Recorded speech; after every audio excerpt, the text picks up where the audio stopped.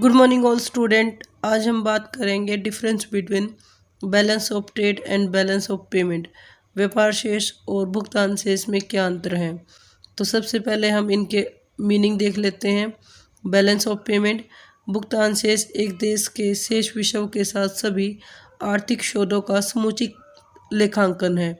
यानी कि एक देश के अंदर जो भी आर्थिक क्रियाएं हुई है उन सब का लेखा जोखा बैलेंस ऑफ पेमेंट कहलाता है, जिसको हम BOP भी कहते हैं। भुगतान शेष में दृश्य, अदृश्य तथा पूंजी अंतरण तीनों को शामिल किया जाता है।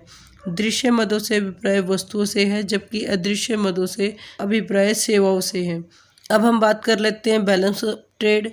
व्यापार शेष देश के केवल दृश्य मदों के आयात निर्यात के मूल्य का अंतर होता है। यानी कि व्यापार शेष केवल दृश्य मदों के लेन देन के बारे में ही जानकारी देता है।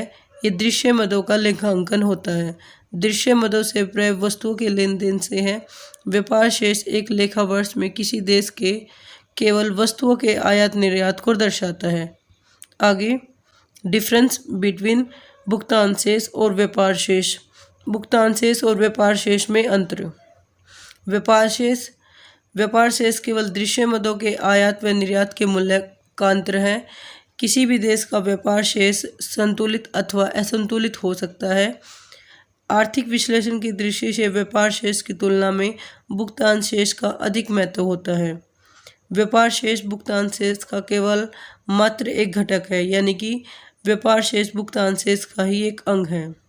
व्यापार शेष एक संकुचित धारणा है, एक छोटी धारणा है, क्योंकि ये एक भुगतान शेष का अंग है। भुगतान शेष एक विस्तृत धारणा है, जिसके अंतर्गत दृश्य, अदृश्य तथा पूंजी अंतरण तीनों को शामिल किया जाता है।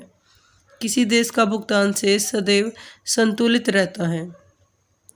प्रत्येक देश विदेशी व्यापार की नीति बनाते समय भुगतान शेष की मदों को ध्यान में रखता है। भुगतान शेष में व्यापार शेष शामिल होता है, यानी कि जो व्यापार शेष है वो भुगतान शेष का ही अंग है। भुगतान शेष एक विस्तृत धारणा है, जबकि व्यापार शेष एक संकुचित धारणा है। इस तरह हम समझ पाते हैं कि जो भुगतान शेष है वो एक विस्तृत धारणा है, जो दृश्य, अदृश्य तथा पूंजी अंतरण तीनों को शामिल करती है, जबकि व्यापार शेष केवल दृश्य मदों को शामिल करता है। कोई भी नीति बनाते समय हम भुगतान शेष को ध्यान में रखते हैं। आज के लिए इतना ही। धन्यवाद।